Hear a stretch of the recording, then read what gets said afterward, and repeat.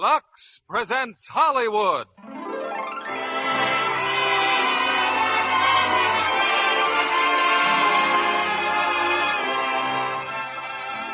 Lever Brothers Company, the makers of Lux Flakes, bring you the Lux Radio Theater, starring Frank Sinatra, Kathryn Grayson, and Gene Kelly in Anchors Aweigh. Ladies and gentlemen, your producer, Mr. William Keighley.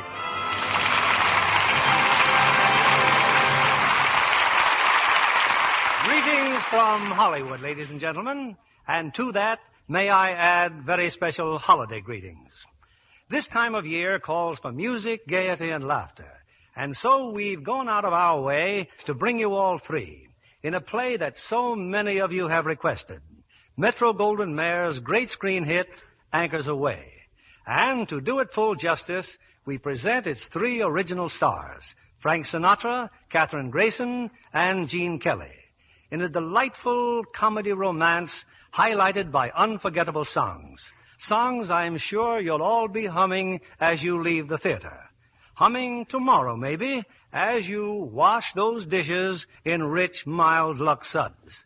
For especially this time of year, when entertaining is an almost daily ritual and time is precious, I'm sure Lux Flakes are brightening the holidays by helping you care for your nice things more easily and quickly.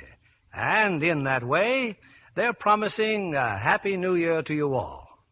It's time for Anchors Aweigh, and here's our first act, starring Frank Sinatra as Clarence Doolittle, Kathryn Grayson as Susan, and Gene Kelly as Joe Brady.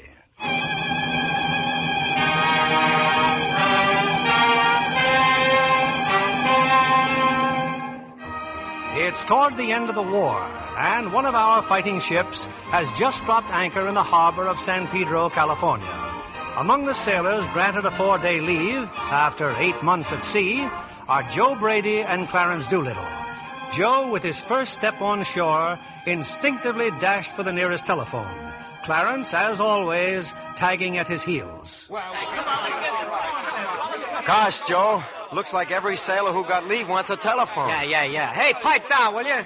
Hello, Miss Laverne?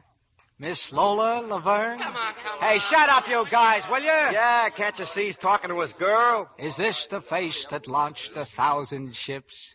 Yeah, it's Joe, all right. Hello, you beautiful creature. Hey, how do you like that? Well, it'll be a couple hours before I hit Hollywood, honey. Oh, I know what you mean, baby. Oh, can you wait? Boy, what technique? Well, let's decide that later, baby. After 8 months at sea, all I want to do is look at you for a long time. Sure, I'll hurry. Goodbye, honey. Thanks, fellas. Thanks. Really nothing at all. Nothing at all. Hurry up. The buses are leaving for Hollywood. Hey, here we go, Clarence. Oh, you beautiful, gorgeous babes, you. Here we come.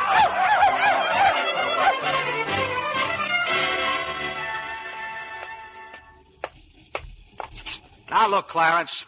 Ever since we got to Hollywood, you've been following me. You got a date, haven't you? Uh-uh. Well, I thought you... It's always been like this, Joe. Every time we hit port, all I do is go to the library. So you like books. What's the beef? Well, I thought it'd be fun to try something different. You know, like going out with girls. But, I don't know how to begin. Nah, don't give me that, Clarence. After all, you're from Brooklyn. Joe, even in Brooklyn, things can go wrong. What do you mean? Well, right from boys' high school, I went to the cathedral, see, and I was the assistant choir master. Oh. Yeah, right from there, of course, I went into the Navy. And I wouldn't tell that to anyone but you, Joe. Well, do you want a couple of phone numbers? Thanks, but I'd be too scared to use them. But when you mentioned Lola, I thought you'd... Lola? Hey, are you kidding? Well, if I could go with you, I could learn something. After all, Joe, everybody knows you're the best wolf in the Navy. And besides, you gotta help me. What do you mean I gotta help you? Well, didn't you save my life when I fell overboard? Huh? I didn't ask you to save my life, so now you're responsible for me. So now How do you like this guy? Well, look, Joe, what's the sense in having your life saved if you can't have any fun with it? Well, look, if I find a dame for you and get you started, will you call it quits? Gee, that'd be swell, Joe. I'm certainly... Hey, Joe. Hey, look, that police car, Joe. Well, what about it? Joe, that cop... Hey, you sailors. Come here, you guys. Hey, wait a minute. What's the idea? Let's not have any unpleasantness, fellas. Now, just get in the car. Hey, what'd we do? Look, I got a date. We'll tell you all about it at headquarters.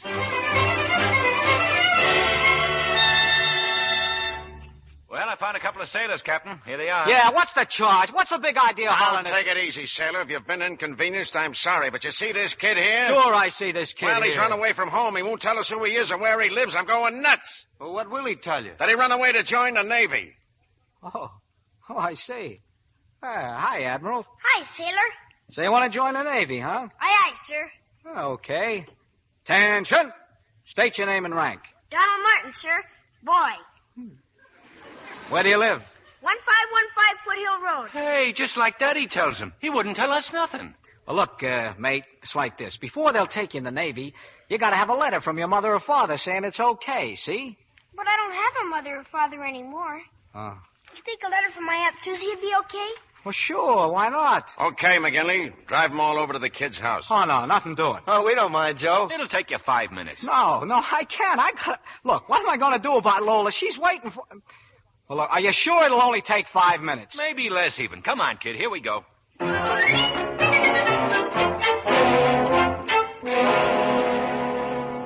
Okay, Donald, what goes? I thought you said your Aunt Susie was here. She lives here, but she went out tonight. And left a nice little kid like you all alone? Oh, but Mrs. Murphy was here. See, she left a note. Give me that. Dear Miss Abbott, Donald was a very good boy. He's fast asleep, so I went home. Mrs. Murphy. She only thought I was fast asleep. Yeah. Fellas, I don't want you to get the wrong idea. I don't want you to think I'd walk out on you, but... Hey, where you going? I'm leaving. I got a date with a girl. Well, that's just great. What do you think I got a date with, a duck? Well, anyway, you want to talk to her aunt, don't you? Thanks, fellas. Say, if he can blow, I can blow. Lola. Joe, now wait a minute, Joe. You can't leave me here. What about my being a wolf? You promised me. And you both promised me you'd talk to Aunt Susie. If you don't help me, what'll I do? Oh, pipe down a minute, will you? What are you so worried about? Huh? Oh, things, sailor. Things. You'll understand when you get older. They used to say that to me, too, Donald. Well, did you understand when you got older? Nope.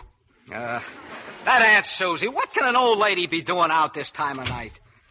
Hey, Joe. Psst, there she is. Hi, Aunt Susie. Hey, Joe. That ain't an old lady. That's a young lady. Well, what got you home so early? Your feet give out? What? And just who are you? Leaving this little kid all alone while you're out having a big time. Would you mind telling me what you're doing here? Oh, sure. We're a couple of guys the police called in when they found this kid wandering around the boulevard. Donald? Just a moment. Don't apologize to us. Don't apologize. Come on, Clarence. Well, goodbye. Joe, but you promised me. Joe, you promised. What? Hey, Joe, the kid's crying. Wait a minute, please. Give me a chance to explain. Okay, you're very sorry, but my pal and I have got plans, see? We'd like to get going. Oh, I haven't got a thing to do. Well, I just thought if you could stay for a little while. You see, Donald's so upset and I... Well, Oh, now, wait a minute, Donald. What is this? But you promised me, Joe. The letter. Joe, don't go. Don't go. Look at him, Joe. He's hugging you. What letter? Well, the kid wanted to join the Navy, see? And, well, I told him about needing a letter from his folks. And if you give it to me now, Aunt Susie, I can leave with Joe. Can't I, Joe? Well, sure, but, there's a couple of things besides the letter, can you read and write? You can't read and write. You think the Navy takes dopes? Not ever? Well, maybe sometimes, huh, Clarence? Yeah, but even dopes have to read and write. What'll I do? Well, the first thing you gotta do is study real hard. Before you know it, you won't be a dope. All right, Donald. Now what about bed? Okay, Aunt Susie, but Joe's got to tuck me in. What? Now, really, Donald. Oh, we'd be very happy to put him to bed, won't we, Joe? Huh? Joe, what's the matter, Joe? You got such a funny look on your face. You're all purpley like. Okay, kid, now close those peepers and hit the sack. Come on. Joe, you're coming back to see me? Promise? Sure, I'll come back, sure. Come on, Clarence, let's blow. Wait, I always get sung to sleep. Look what wants to join the Navy. Okay, Clarence, you're the choir master around here. Sing to him. Oh, Joe. Go ahead, sing. Oh. Lullaby and good night, with roses bedight, bright angels arms around my darling shall stand. Lay thee down now and rest. May thy slumber be blessed. Lay thee down now and rest. May thy slumber be blessed.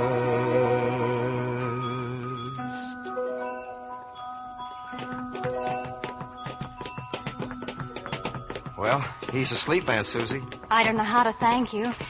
Anyway, I've made some coffee and sandwiches. Sorry, we got to get going. Oh. Goodbye, Aunt Susie, and thanks. Thanks again.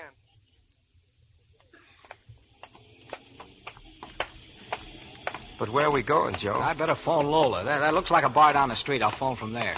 Joe, wait a minute. There's something I got to talk to you about. What? About getting a girl, I mean. Joe, I've seen the one I want. You mean... Oh, no, Clarence, no. Oh, Joe, remember, you promised me. Okay, I promised you, but I didn't promise you Aunt Susie. Now, come on, get in the cafe. I got a phone. But, Lola, baby, I know you're tired, but what do you mean it's for my sake? Huh? Okay. No, I'm not sore. I'll be by tomorrow. 10 o'clock. In the morning? Well, sure, Lola, if that's what you want. All right, goodbye, baby. Gee, Joe, that's tough. Yeah. Joe. What do you want? I don't want to keep messing up your plans, but, well, we won't have to look for a girl for me anymore. We've already found Aunt Susie. No. I'm going to find you a dame that's a dame, see? But right now we got to find a place to sleep. Come on, we'll look up the nearest USO.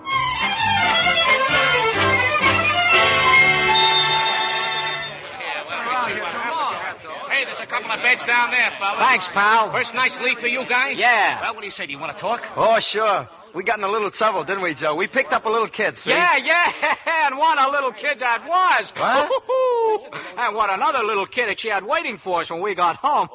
Such trouble we should run into every night of our life, huh, Clarence? I tell you, never have I seen such dames. Now, take this blonde. Not that there was anything wrong with that redhead of yours, huh, Clarence? Oh, no. She was rather interesting. Interesting. You guys should have seen this kid work. Ooh. Well, come on, sailor, give. Well, we take the dames home, see? Yeah, you took the dames A little slow at first, a little slow, but, well, anyway, I asked my girl for a kiss. Oh, you did? And she says, no. Well, who won? You were these dames. What happened? Well, I'll tell you. I begged her. That's only the way he started. I pleaded. You should have seen this boy operate. I told her, baby, come out of your shell. I told her, maybe you'll find that it's swell. What technique, huh? I argued. Never saw such a stubborn dame in my life. I threatened. This kid's got muscles, too. I said, you can't send me home, not like this. And I finally got that kiss. You tell him, Brooklyn. Tell him how it happened. She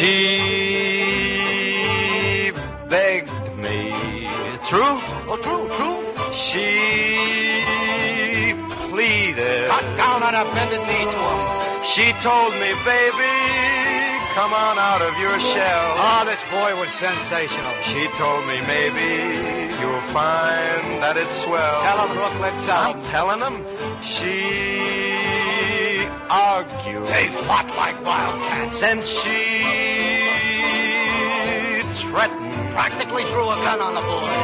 She said, you can't go away. Not like this. What happened? Then she finally got her kiss.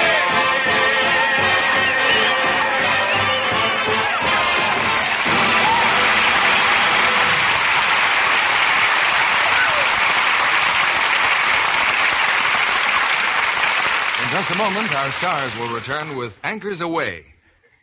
Why are you looking in the mirror, Libby? Oh, I'm wondering if I'm getting old. Here's Peggy Ann Garner, who was practically a child yesterday, having her first screen romance in Thunder in the Valley. That's quite a leap. Who's the lucky man? A 20th Century Fox chose Lon McAllister. Oh, it's a very touching love story with Peggy Ann and Lon playing the part of children of simple Scottish shepherds. And there's a dog in it who really wrings your heart. How does Peggy like growing up? Well, she says the hardest part of Thunder in the Valley was making her first love scenes for the screen. But in real life, she loves being grown up enough to wear the new look. And graduate from bobby socks to nylons? That's right. She still gets a kick out of dressing for a date in a long dress and beautifully sheer nylons. I hope she knows how to take care of her nylons. Well, of course. She follows the example of the studio and always uses Lux. A very sound idea, seeing that Lux Flakes make nylons last twice as long. Scientific strain tests prove that. Oh, Peggy Ann is a Lux fan. And no smart girl would ever let her nylons be washed with a strong soap or rubbed with cake soap. She knows those things make runs come quickly. Just what our strain tests showed. Stockings washed with Lux lasted twice as long. Well, the young fry like that idea. It's just like getting an extra pair of nylons every time they buy a pair. Let's suggest this New Year's resolution to all the women in our audience. For longer wear, give nylons nightly Lux care. We return you now to William Keighley. Act 2 of Anchors Aweigh, starring Frank Sinatra as Clarence Doolittle, Kathryn Grayson as Susan, and Gene Kelly as Joe.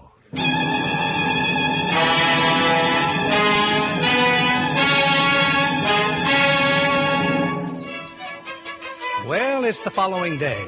And has Joe Brady at long last had his date with Lola? Well, what do you think, with Clarence around? But, Joe, I had to let you sleep, Joe. You look so peaceful there in bed. And besides, you needed the rest badly, didn't you, Joe? Like I need a hole in the head. When I did wake up, when I phoned Lola, you know what she told me to do? Well, do you? Now, Joe, no rough stuff now, Joe. Joe, lay off, will you, Joe? Now, late in the afternoon, and much against his better judgment, Joe has allowed Clarence to talk him into calling on Donald and Aunt Susan. Oh, what a nice surprise. Well, we promised Donald we'd come back, and Clarence here bought him some toys. Oh, Mr. Doolittle, how sweet of you. Oh, that's okay. Where is Donald? Donald's still in school. Won't you sit down? Say, speaking of Donald, aren't you a little young to be bringing up a kid? Well, I'm all the family he has. I know it's hard on Donald. I mean, I never know when the studios are going to call me. Like last night. Oh, you were working last night? Mm-hmm. I thought you were out on a date. Oh, an actress, huh? Well, what do you know? Yeah, she wears movies. Well, I'm not really an actress. Just an extra. What I really want to do is sing. Well, why don't you? Oh, that's easy to say. Oh, well, there's always a chance that someone will hear me. There's some really great musicians at the studios, Stokowski and José Iturbi. Iturbi, huh? Mm-hmm. And then whenever I can sing, I sing in a little Mexican cafe. As a matter of fact, I'm singing there tonight. So if you'll excuse me, I'd better run up and change. Well, if you want somebody to hear you sing, here's your boy right here, Clarence. What? Clarence? Well, sure. He used to be the assistant. Now, wait a minute, Joe. Careful. Remember what you promised Well, me. anyway, you know that fella you mentioned before, Iturbi? Well, Clarence and Iturbi are just like this. Pals. No, Joe, please, Joe. Well, why not tell her? Look, Aunt Susan, while you change your dress, Clarence will call up Iturbi and arrange for him to hear you sing. Oh, Clarence, do you really mean that? Certainly he means it, don't you, Clarence? Yeah, I guess I do, yeah. Oh, how can I ever thank you, Clarence? There, you see? She's grateful to you already. Now you get a date with her and, But, Joe, I don't know Iturbi. You lied to her, Joe. You told me you knew a guy named Iturbi in Brooklyn. Yeah. Max Iturbi, he's a butcher. Details, always worrying about details. I tell you, Clarence, it's a cinch.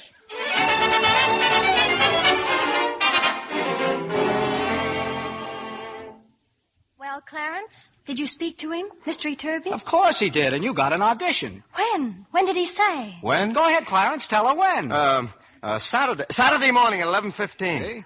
Oh, I just don't know how to thank you. It's about the nicest thing anyone's ever done for me. Look, Clarence has so many things to tell you. Why don't you two go to that Mexican place together, have dinner, and talk it over? Well, I think that would be a wonderful idea. It's swell. Joe, you better come, too. No, I couldn't do that. I've got a date. Oh, Joe, you said you weren't meeting Lola till 10 o'clock? Well, you two work it out while I call Mrs. Murphy. She's coming over to stay with Donald again. What do you want to drag me along for? Because I don't know what Iturbi told me on the phone. Okay, but I'm blowing early, do you understand? Early. Yeah, blowing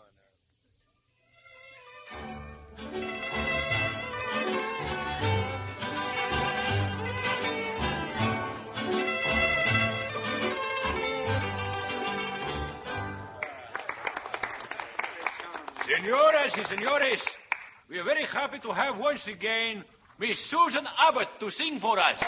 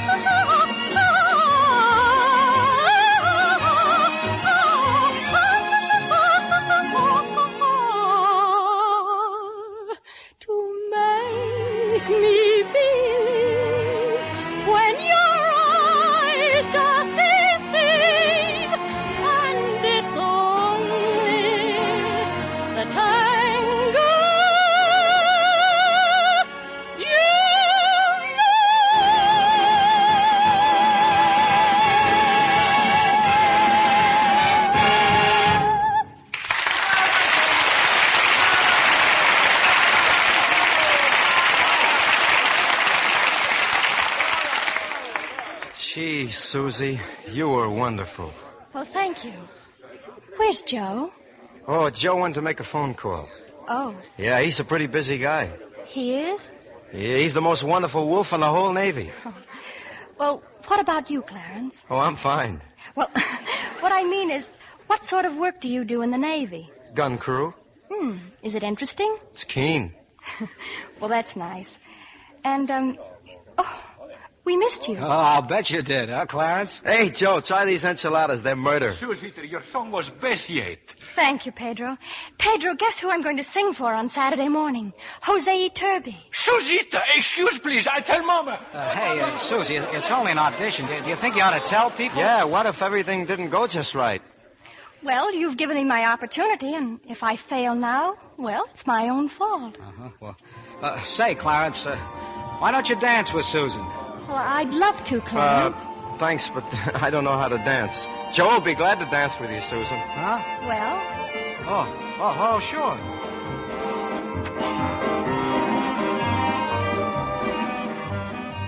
Gee, look at him dancing. Joe's a wonderful dancer. I'm such a coward. I don't know why, either.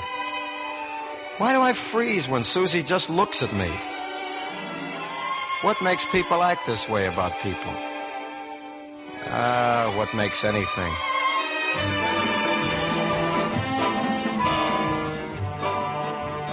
What makes the sun set?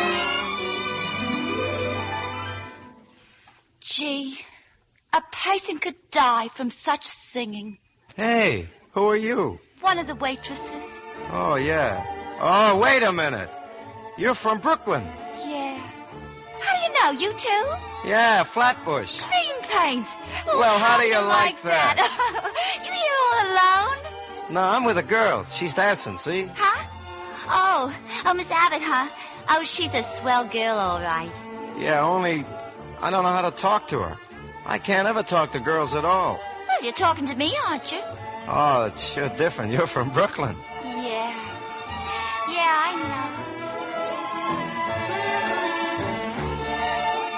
excuse me, Joe. What did you say? I said, most girls are so easy to figure out. They are? Yeah, but, well, you're... Oh, one time you looked kind as if you knew all the answers, and then 10 minutes later, you're like a little kid. Just when a guy starts thinking maybe he ought to buy an ice cream cone or a doll or something, all of a sudden you're grown up again. I am? Yeah, and everything gets all kind of mixed up and interesting. Well, that's what Clarence said about you. You know, he thinks about you all the time. He does? Well, who do you think about, Joe? Well, I don't know, Aunt Susie. Right now, I'm a little confused about everything. All of a sudden, let's get back to the table, huh?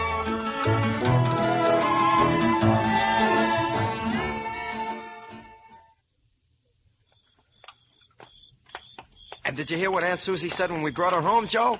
She said she didn't know when she'd been so happy. Yeah, why shouldn't she be happy with that big, beautiful audition coming up? Oh, Iturbi. Joe, what'll I do? Yeah, and what'll I do? When I called Lola tonight from that Mexican joint, she hung up on me. Joe, look, you just gotta get to Iturbi. I don't know how, but the first thing tomorrow morning, you gotta go to that movie studio and talk to Iturbi.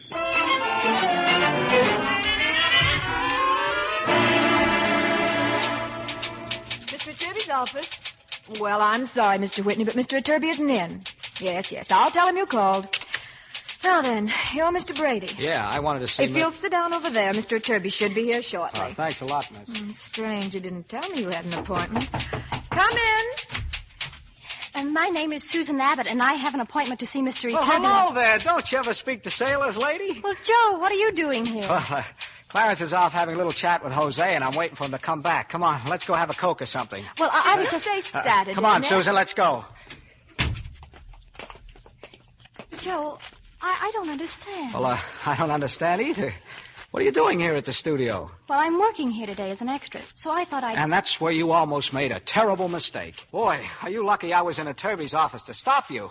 But, Joe, why? Well, look. You go to see Mr. Iturbi now. You try to talk to him, see? Well, he's polite, but very busy, and it's just no good. But if you wait till Saturday morning, well, Iturbi's expecting to see one of these big, beefy opera singers, and you walk in.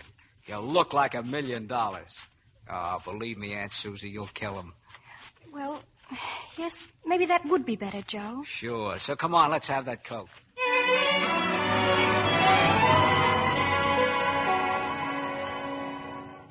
But what happened, Joe? How come you didn't see Iturbi? I ran into Susie, that's how come. You mean she still thinks she's seeing him on Saturday? Now, don't worry, kid. We'll get to Iturbi and tell him it's just a gag. And well, they say he's a swell fella, and maybe he'll let her sing for him after all. I don't know.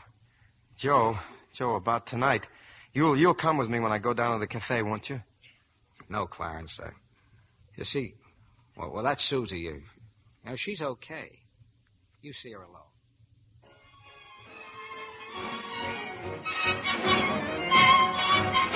For heaven's sake, look who's here. Oh, hello, Brooklyn. Yeah, I got a date with Susie. I'm early. You look like you were going to a funeral. What's the matter? Well, I'm going to be alone with her tonight, and I won't even know what to say. I'm such a dope. Oh, what's wrong with you? Why, last night, the first note I heard you sing, I knew you were the romantical type. Now, look, I'm Hersey. I'm just finishing supper. I'm sitting here toying with my cup of java. The fellas are playing soft music. I'm looking at you. You're looking at me. Gee, you're swell. Gee, thanks. I mean, well, that's swell for a starter. What else, Clarence? Well, something like this, maybe. The charm of you is comparable to a Christmas tree with toys, with little girls and boys when first they see the tree. The thrill of you is comparable to the thrill I felt when I first learned a heart could sigh. And you were the reason why. And yet, if we two had never met, I'd know your grace, that warmth of face, that only the angels get, and so comparing you with all of these things is all that I can do, because they add up to the charm of you.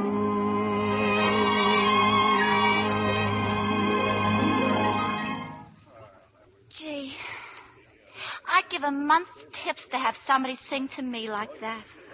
Somebody will, Brooklyn. You wait and see. You're a wonderful girl. Oh, go on. Hey, here she comes, Miss Abbott. I better get to work. Hello, Clarence. Oh, hello, Susan. Oh, I hope I haven't kept you waiting. Uh-uh. Did you have a nice time today with Mr. Iturbi? How about, I saw Joe at the studio, you know, and he said that you and Mr. Iturbi... Oh, yeah, Susan. Yeah, I remember. Look, Susan, there's something I've got to tell you. It might make a great difference in the way you feel about seeing me even, but I've got to tell you. Oh, please don't tell me now, Clarence. I like you very much, but, well, we haven't known each other very long, and, well, sometimes it's a mistake to say things too soon. You think so? Oh, yes, I do. Well, I feel better. I was afraid to tell you anyway. By the way, where is Joe tonight? Oh, Joe probably has a date with Lola. He's crazy about her. Oh, I see.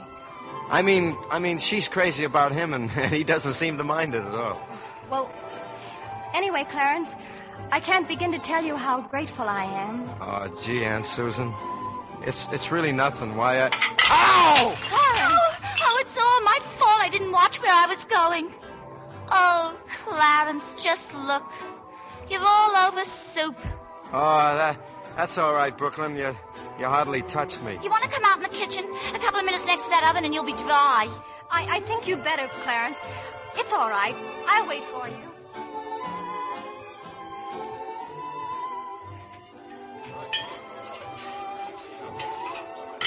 Are you getting dried out, Clarence? Oh, yeah, I'm doing fine. There's a noodle in your hair. Oh. I'll get it for you. Gee, thanks. You know, I wish I could stay here and talk to you. You do? Yeah, you know something, Brooklyn? With you around, I feel like I was home again, in Flatbush. Gee, thanks. You're welcome.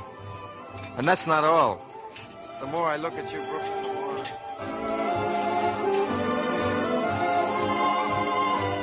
Hiya, Clarence. Hey, Joe. I thought you had a date with Lola. Where's Susan? Oh, she went to phone. She's checking up on Donald. Look, I've been waiting to get you alone. You having fun? Sure. All you needed was a girl. Look, kid, I've been scouting around. I mean about Iturbi, and I found out he's rehearsing his orchestra tomorrow morning in the Hollywood Bowl. Uh-huh. We'll nail him there for sure, so don't worry. Everything's going to be okay with you and Susan. Yeah, but, Joe, I don't want to... Relax, kid, relax. Just string her along till we see what happens in the morning.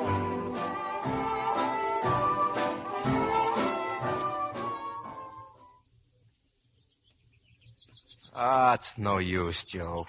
Iturbi's in the bowl and we're here in the street. Guards at every entrance. Even you can be licked, Joe. We just got to tell Susie the truth, that's all. Okay. Well, she's working at the studio today. I'll try to find her. No, wait a minute, Joe. This time it's up to me to do it. No, I'll tell her. She'll be good and sore, but she'll be sore at me, right? I'll tell her how it all happened just because you were crazy about her. Well, what's the use? We're due back in San Pedro tomorrow, and our leave is practically over. Oh, Clarence, Susie's not a girl just for a leave. She's a kind you come home to, and this'll do it. Joe. Yeah?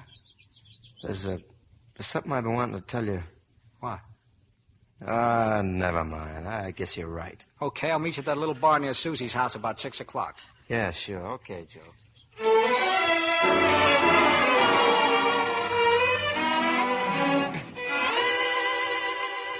Clarence, what are you doing here in the middle of the afternoon? I don't know, Brooklyn. Except that I left Joe about 3 hours ago, and I started walking, and, well, here I am. That's not the truth. I do know why I'm here. Brooklyn, I love you. Oh, no, Clarence. No, you love Susan. I did, but I don't. I mean, I know it's awful, but I can't help it. I love you. I don't think it's so awful, Clarence. Well, yes, it is. It means that I'm fickle. But say you'll marry me, Brooklyn. Please say you'll... Oh, no. No. Clarence, what's the matter? Well, I've been in such a daze about you, I forgot. Forgot what? That Joe is seeing her now. He's making me out a big guy so she'll like me. Susan, I mean. And I don't want her to like me. Oh, every time I leave that guy, I get in trouble. Joe! Hey, Joe!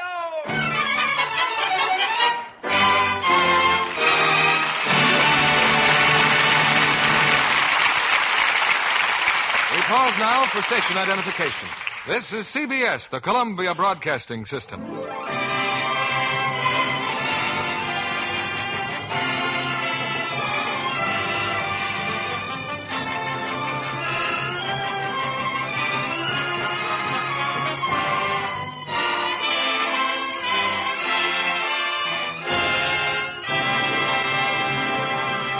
Our stars will return with Anchors Aweigh in just a moment.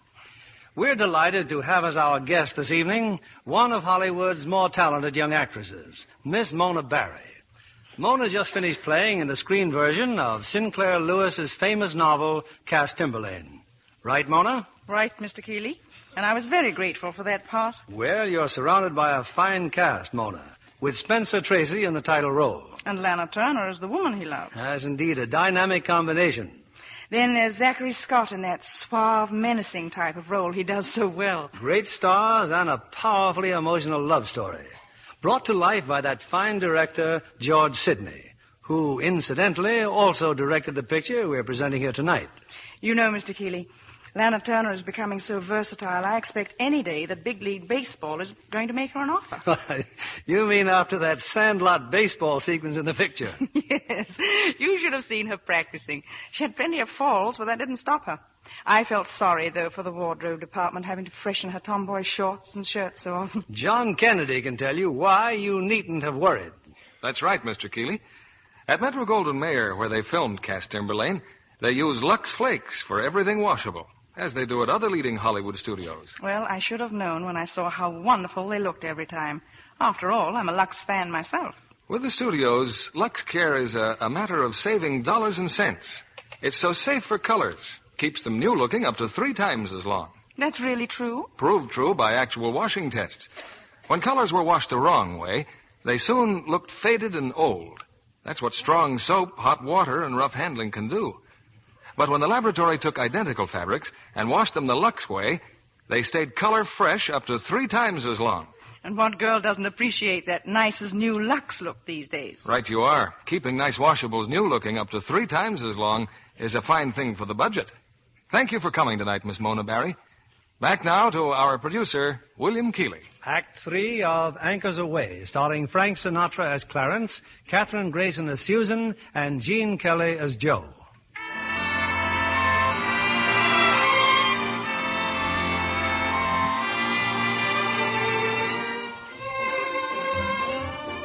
Poor Clarence Doolittle. He's so in love with the waitress from Brooklyn, he forgot all about the fact that Joe's been patiently waiting at the picture studio to see Susan, to tell her the truth about the make-believe audition and shoulder all the blame. But there's one fact Clarence couldn't possibly know. Joe Brady's fallen quite hopelessly in love himself with Susan. Why, Joe, I didn't know you were here. Hello, Susan. Are they through shooting? Can I talk to you? Well, what would you like to say, Joe? Well, well, perhaps I can tell you. Clarence is a very fine boy. Oh, I know that. You saved his life, so you owe him something, and you've decided that he's just about right for me. Does that about cover it? No. No, that doesn't come anywhere near it. Oh, yes. And you, well, you like a very definite type of girl, and I'm very definitely not it. Don't be mad, Aunt Susie. I'm sorry. What is it, Joe? Well, Susie, what I've got to tell you, it's not very easy, but, the same thing happens every time I'm with you. I hear myself saying words that never have anything to do with the things I really feel about you. Well, all I know are the things you say, Joe, and I don't like them. But I've never said what I really wanted to say because my way of saying it just isn't good enough. Well, then there must be some other way. Oh, sure. Sure there is. It comes right out of Romeo and Juliet and The Three Musketeers and all that stuff they say in books and movies. Yeah, movies, like they're making here now. They're full of words I want to say, but I can't. Well, did you ever think of trying, Joe? Nah, they'd laugh at me. I'd laugh at myself. Words like that don't go with sailor suits and 4-day leaves and the world we live in. Well, you see that scenery over there? Mm-hmm. That's for the picture we're making. Yeah, long ago. Make-believe. That's tough. A world of cloaks and swords and, I don't know. If you lived in a place like that, I could tell you. Oh, Joe, why don't you tell me? Please tell me. But all right, then I will. Susan, I love you. I love you.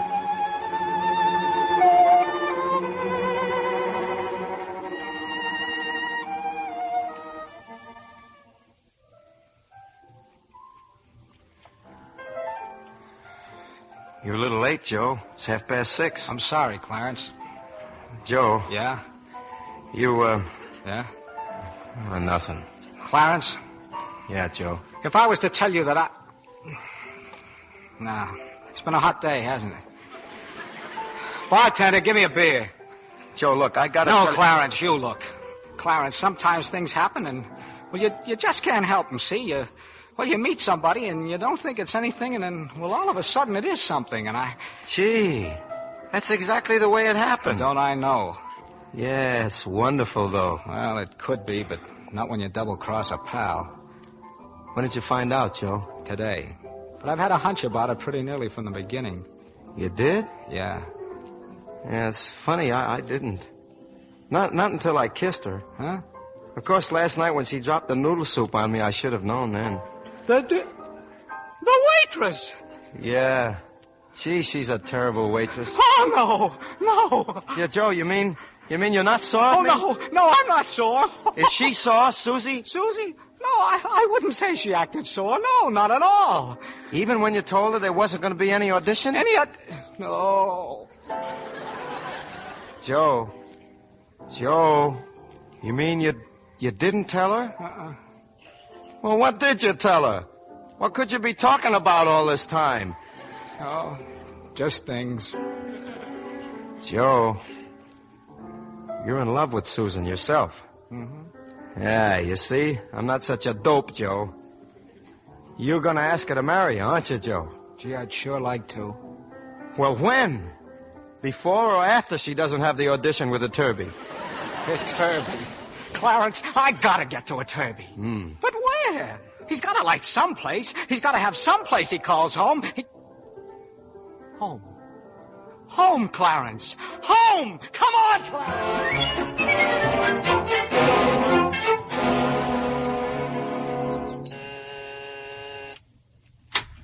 Yes, gentlemen? Oh, good morning. That's Mr. Iturbi. You're the same sailors who were here last night.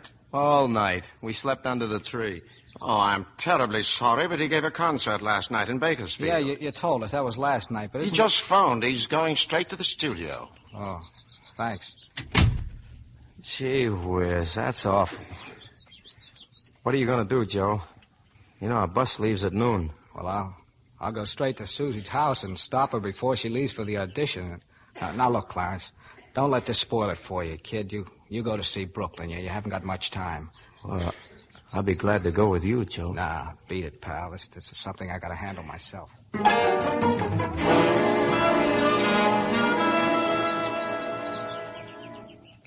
I've been worried, Joe. I was afraid you wouldn't come and see me again. Donald, you don't think I'd go away without saying goodbye. Joe, if you're looking for somebody, Aunt Susie isn't home. She went to the studio. You can see Mrs. Murphy, though. No thanks, Donald. Look, kid, I've got to get back to my shipping. Well, will you tell Aunt Susie something for me? You tell her that I tried awfully hard to make things come out right and that I'm awfully sorry it had to end that way. Have you got that? Yes, sir. Good. Well, thanks, sailor. Thanks a lot. Well, here you are, Susie, your coffee and donut. Thanks, Eddie. I wouldn't have kept you waiting, but seeing who you were just talking to. Boy, José Iturbi. Oh, and I'm the biggest fool you ever saw. Hey, now, wait a minute. Sure I was talking to him, Eddie. Didn't you hear me? Good morning, Mr. Iturbi. I'm so excited. Imagine running into you here in the cafeteria. Huh? Susie, what is this? What is it? It's just the joke of the month. Oh, I was foolish enough to believe in someone. I thought he was my friend. And he told me he'd arranged it all with Mr. Iturbi. And You mean you were going to sing for Iturbi and everybody knew about it but Iturbi? Oh, I'm sorry, Eddie. I just can't help it. Oh, Eddie! Eddie, do you know a girl named Abbott? Susan Abbott. That's her right there, Miss Green, and she ain't feeling so hot. Well, maybe I can make her feel better. Miss Abbott, I'm Mr. Turby's secretary. Remember? Oh, yes, I do. And I promise I won't ever bother him again. You see, I didn't know... He didn't know either, Miss Abbott. But he knows now. You thought you had an audition for 11:15 this morning, didn't you? Yes, I made a terrible mistake. Well, Mr. Iturbi thinks a screen test and audition would be much better. He what? Well, I would have come sooner, but I've been busy phoning wardrobe and makeup. Here your instructions are all in this paper. Stage 3, Miss Abbott, at 11:15.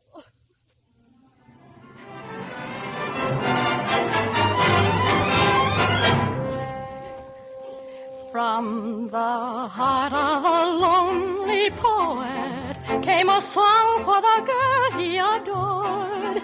Though she tried very hard not to show it, she was terribly, terribly bored.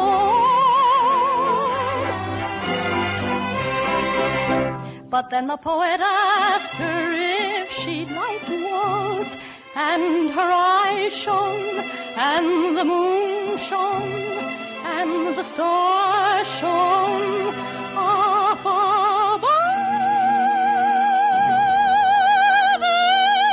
And they walked together. They were swaying to the music of enchanted violins. He held her up the very copper till the moon faded up above.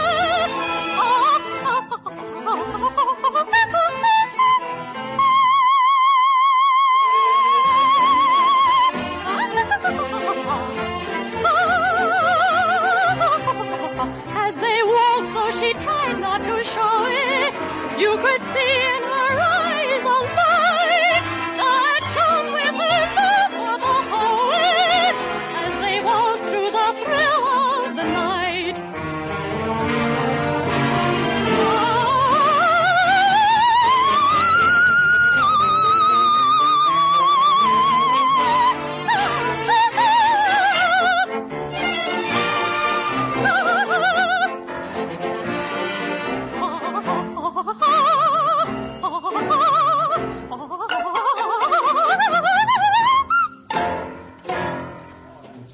Miss Abbott, that was wonderful. Come to my office as soon as you're through talking to Mr. Iturbi. Oh, thank you very much. Young woman, you're going to be a star.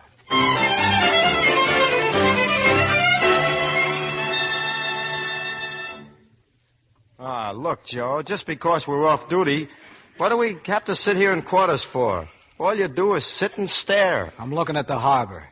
We're shoving off tonight, aren't we? It'll be a long time before we see land again, won't it? Ah, don't give me that. Why don't you write Susie a letter, Joe? I don't have anything to tell her. Well, tell her you're sorry. She knows I'm sorry.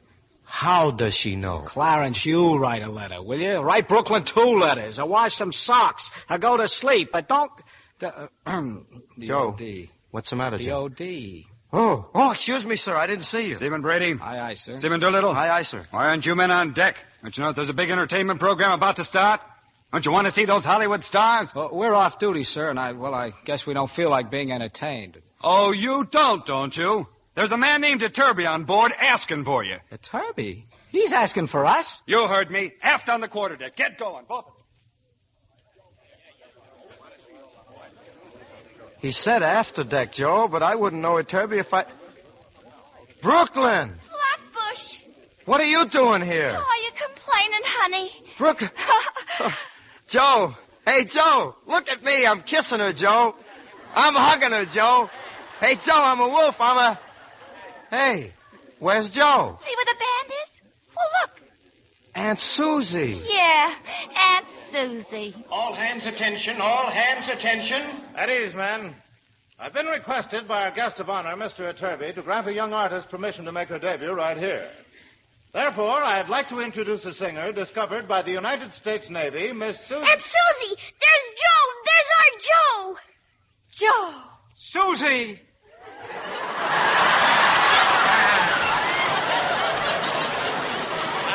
Therefore, in about 5 minutes, I'd like to introduce a young singer discovered by the United States Navy. Meanwhile, I'm sure the band has something to contribute. Yes, sir.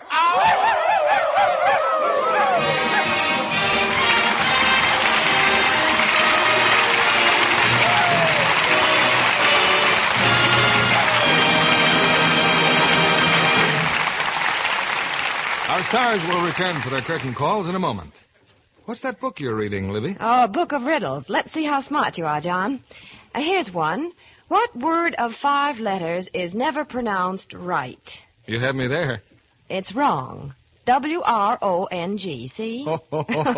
Try this. Why is a bridegroom more expensive than a bride? Oh, I give up. What's the catch? The bride is given away. Oh, but it's going to cost them plenty after they're married. Oh, not if she's a Lux bride. For instance, she'll get 3 pretty slips for the price of 1. And that's no riddle, ladies.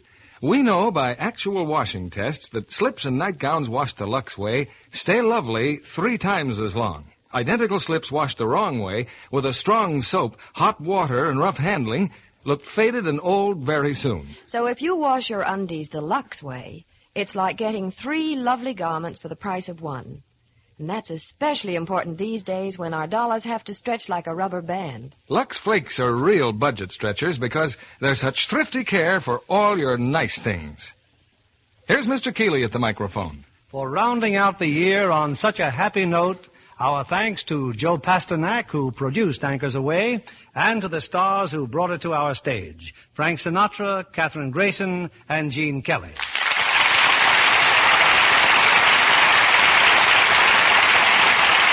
You've set a challenging standard for us with tonight's performance. Well, Bill, we're very glad that you got back from Washington in time to join us. Yes, and what's this I hear about your making off with the door to J. Edgar Hoover's office? Well, we had to get a shot of that door, so instead of carting our cameras upstairs, we just stole the door and brought it down. Well, that's quite something, stealing a door from under the FBI's nose. Actually, the FBI was most cooperative. We'll be looking forward to seeing that picture when it's finished, Bill. Thanks, Frank, and I'm looking forward to the film that you and Kathryn just finished for Metro-Goldwyn-Mayer, The Kissing Bandit.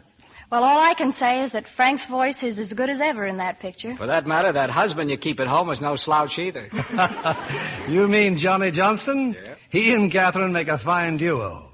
As for you, Gene, we're happy to see you on your feet again. Yes, after all those broken legs, I'm sure Gene's fans are anxious to know if he'll ever dance for them again. Well, here's my answer, Frank. Well, lay it on us, kid.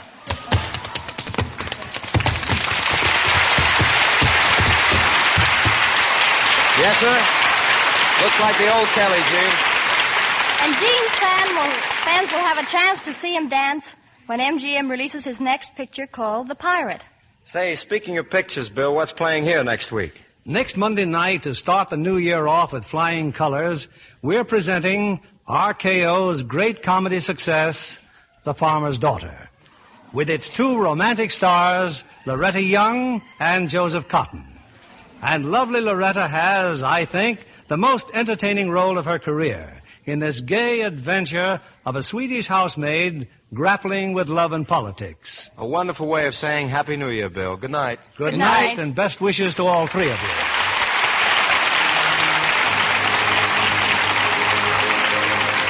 Before we meet again, the old year will have passed us by, and with it speed our outworn prejudices and mistakes. We stand upon the threshold of new opportunity, the chance to strive anew for tolerance and justice, to the end that all mankind may truthfully look forward to a Happy New Year.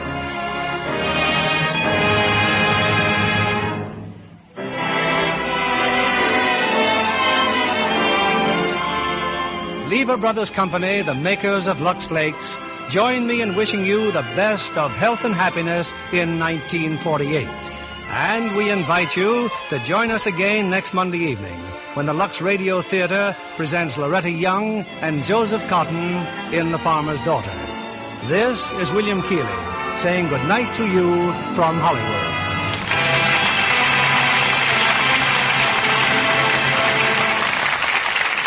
Frank Sinatra, Kathryn Grayson, and Gene Kelly appeared by arrangement with Metro-Goldwyn-Mayer, producers of the Technicolor musical Good News, starring June Allison and Peter Lawford. Heard in our cast tonight were Francis Robinson as Brooklyn and Johnny McGovern as Donald. Our music was directed by Louis Silvers.